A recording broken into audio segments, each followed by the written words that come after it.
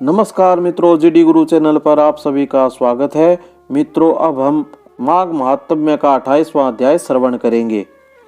सारस ने कहा, वानर, तेरा प्रसन्याय संगत है। जिस कर्म के कारण मुझे यह कष्टदायी पक्षी की योनि प्राप्त हुई है, उस रहस्य को सुन।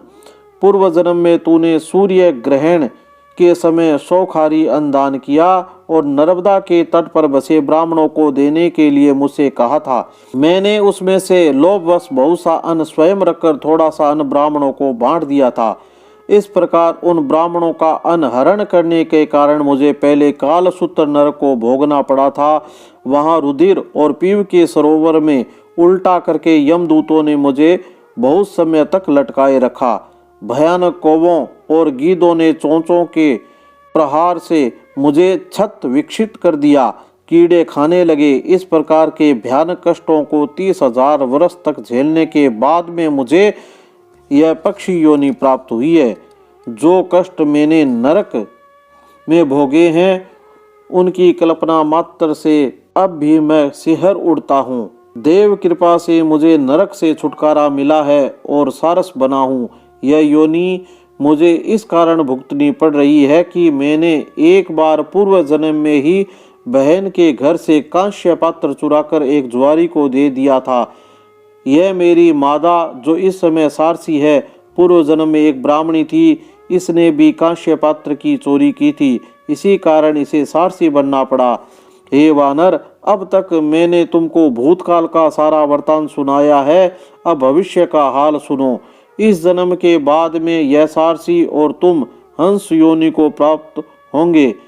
उस योनि को पूर्ण करने के पश्चात ही हम सभी को महादुर्लभ मानव योनि प्राप्त होगी। धर्म और अधर्म का फल सभी जीवों को अपने अपने कर्मों के अनुसार भोगना ही पड़ता है। सभी को बारंबार इसी प्रकार के चक्कर में पड़ना होता है। केवल विस्मित योगी वेदज्ञ ही इस कंटक भरे मार्ग को सकुशल पार करने में समर्थ है, दूसरा नहीं। भगवान सदाशिव हर प्राणी के छोटे बड़े पुण्य पाप का विचार करने के उपरांत शुभ एवं अशुभ फल देते रहते हैं। जो बुद्धिमान होते हैं वे उनको विधाता के न्याय को जानकर संतोष करते हैं। कोई भी प्राणी उपाय एवं बुद्धि के द्वारा अपने कर्मों के फल में कोई अदल बदल नहीं कर सकता। तुम स्वयं अपने को ही देखो। पहले राजा थे, फिर नरक को भोगा, अब वानर हो, आगे हंस का और फिर मनुष्य बनोगे। शोक करने से कुछ नहीं होता। प्राणी को काल की प्रतीक्षा ही करनी चाहिए। मैं यह सब ज्ञान होते हुए भी धैर्य पूर्वक प्रभु की माया के वशीभूत हुआ। सारसी के साथ इस वन में रहता हुआ काल की प्रतीक्षा कर रहा हूँ। तुम भी वही करो।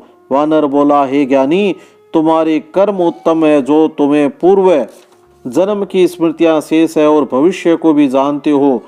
मैं बारंबार तुमको नमस्कार करता हूँ। तुम्हारे कथन के द्वारा मेरा ज्ञान नष्ट हो गया है।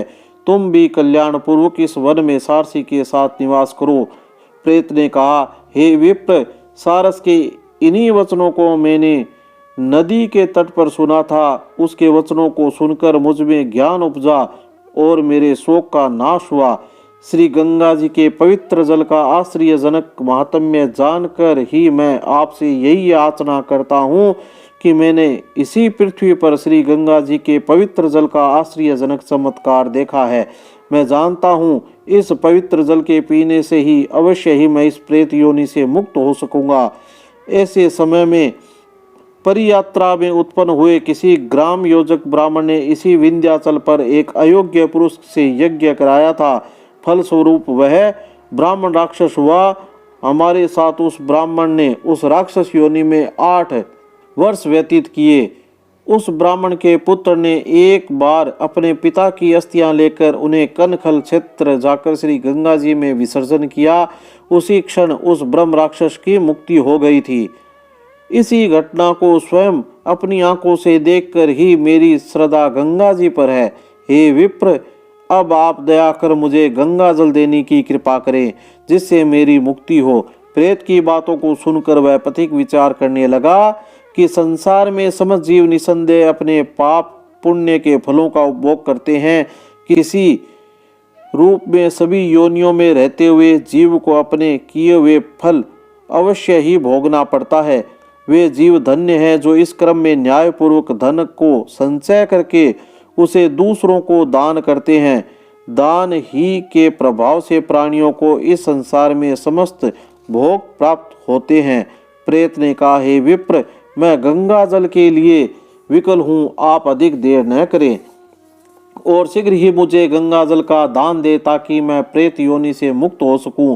तब पथिक बोला, हे प्रेत, भृगु क्षेत्र में मेरे माता पिता रह रहे हैं। मैं उन्हीं के लिए त्रिवेणी के पवित्र जल को लाया था। मार्ग ही में तुम इस जल की याचना कर रहे हो।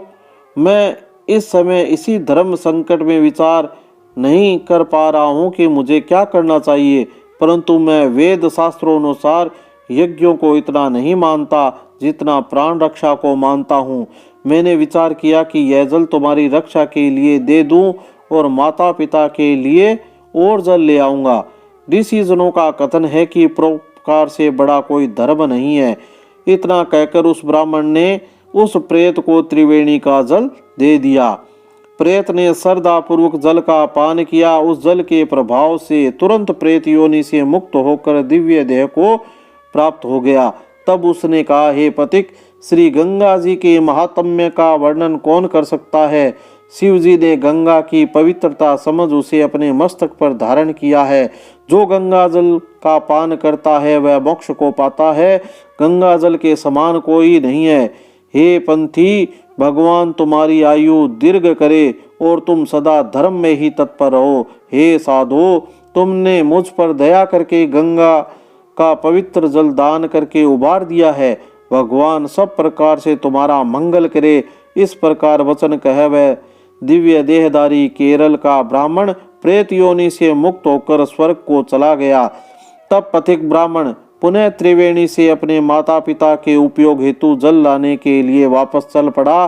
देवद्युति से प्रयाग इस पुनीत महात्म्य को सुनकर वह पिशाच माघ स्नान के लिए त्रिवेणी की ओर चला गया। वहां स्नान करके वह द्रविड़ राजा उस पाप योनि से मुक्त हुआ और स्वर्ग चला गया। मित्रों, अब हम अगली कड़ी में 29वां अध्याय श्रवण करेंगे। धन्यवाद।